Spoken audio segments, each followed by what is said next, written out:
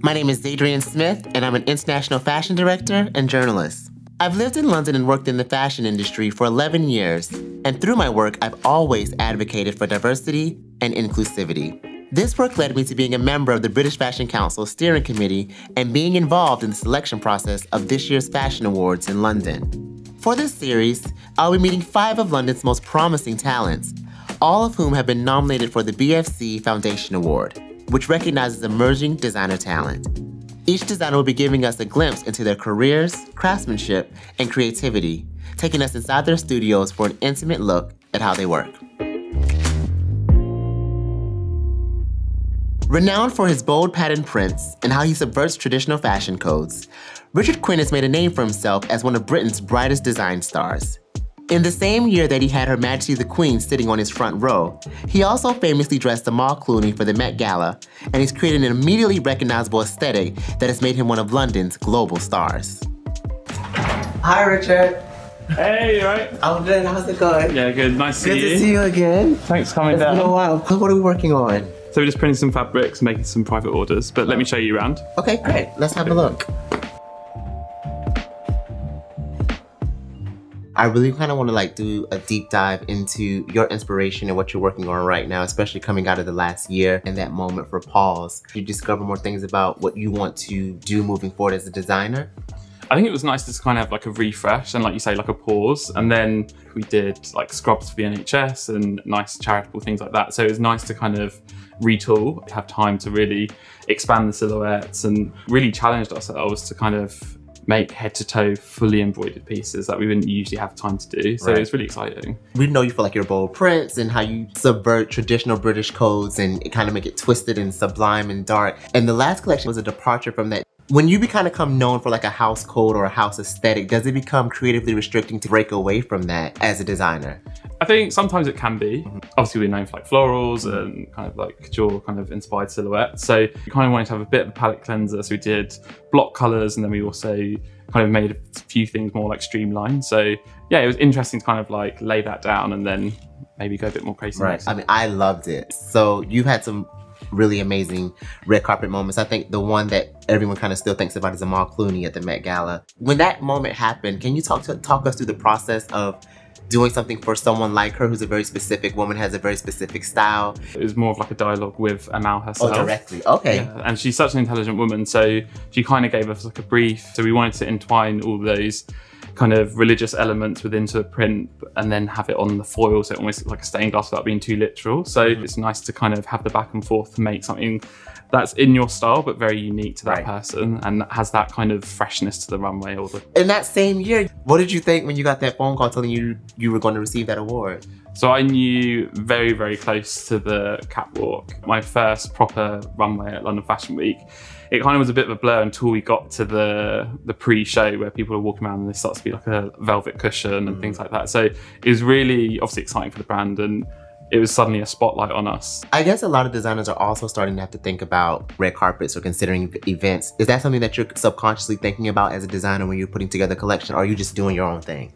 I think we do the fittings and then when it's almost what we want to do and what the team design and what I design and we're oh, that's really great, we get really excited about it. And then the fun bit is after the show happens, oh, I wonder who will wear that. Got it. How someone takes it to a new level and puts it in a different context that we would never even think of. So I feel that's the exciting part of the collection. When you were graduating as a student from CSM, did you think that you would be where you are today? No, definitely not. I opened first within 2017 as a print studio. So it kind of leapfrogged off of that, I think. And where do you want to go in the next 5 years? I think we need to move from this studio because it's starting to close in on us a bit. Okay. We're launching our own direct customer website and we want to hold a bit of stock here. So I think just in terms of having space and windows would be good for the soul. I mean, I like the space. It feels very homey and love the train going over. You get used to all those things. Keeps you grounded, right, for sure. Definitely. I guess my last question for you is, when you were in school, was there someone that you kind of saw in this space doing what you wanted to do and kind of sort of made you realize I can do this as well?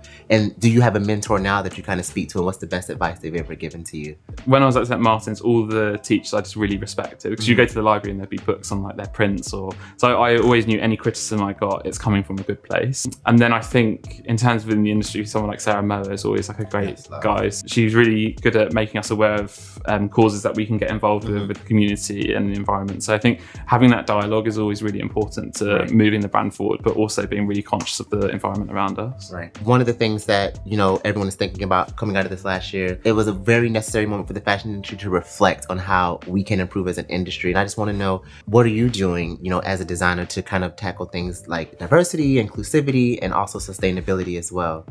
I think all of our values from the beginning have always encompassed this. For example, for our fashion show, we wanted to have a production team that were predominantly people of colour and people that potentially would be overlooked. Even behind the scenes, we have that diversity that people don't necessarily would see. So I think from the ground up, that's what we were really pushing for. Richard, thank you so much for welcoming us today to speak to you about what you're doing and what's next. Anytime, thanks so much. You're welcome.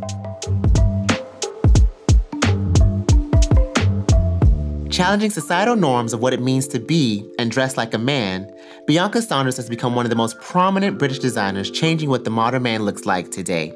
She launched her brand inspired by the men in her family, and this has become the DNA of what she does as a designer, using the culture around her to channel her creativity through fashion.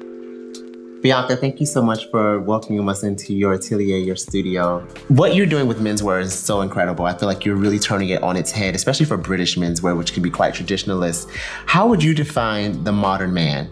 Oh, I feel like the modern man is more of a polymath. So someone that isn't like, even if the person is involved in finance, he's going to like an art show on the weekend or like has like an extensive music collection. It's very much broadened.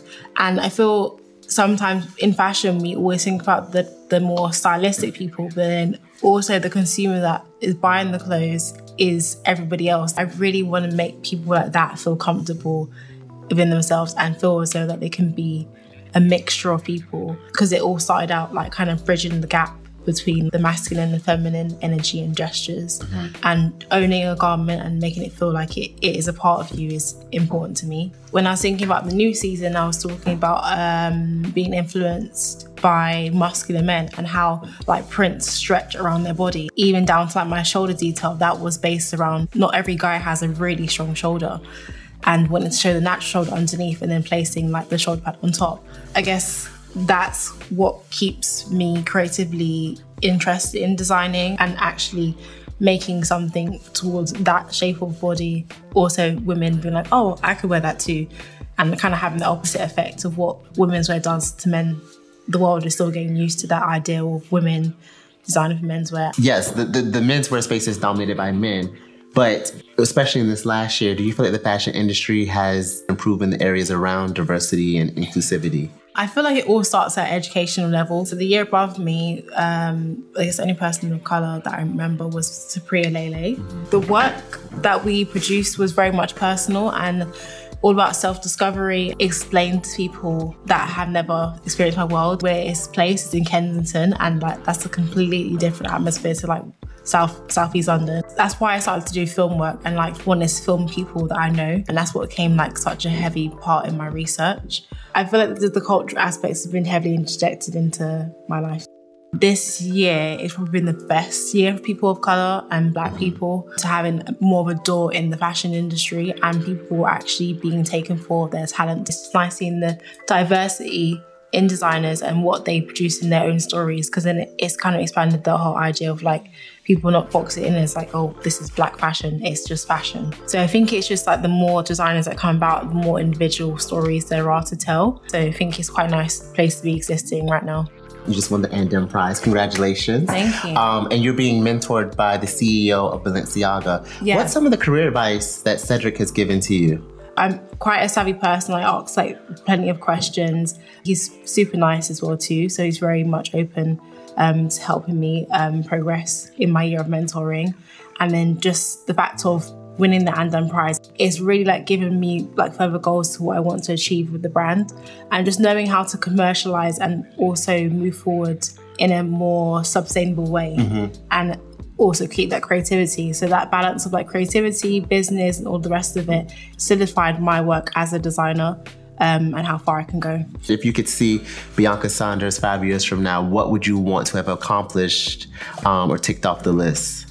Just establishing it as being a household name, like people were actually generally knowing it outside of like the creative industry. My main aim is just seeing people on the streets wearing it. I feel like it even inspires me when I'm like designing the next collection, see like how someone else is like interpreting or wearing a piece of mine. And what career advice would you give to your younger self or someone who looks like you or another female who wants to be a menswear designer? What advice would you give to them? I would say go for it. Because sometimes people are like, oh, it's oversaturated or someone else is doing that. But your voice is always very individual and everyone's life experience is what influences them to be the designer that they are. So like knowing yourself and understanding your individual voice. Bianca, thank you so much for taking the time to speak with me. I just think there's a lot of toxic masculinity for Black men. And I think what you're doing is shifting the narrative for what it means to be a modern man and a contemporary man. And maybe it does take a woman to do that, to kind of let men know that it's okay.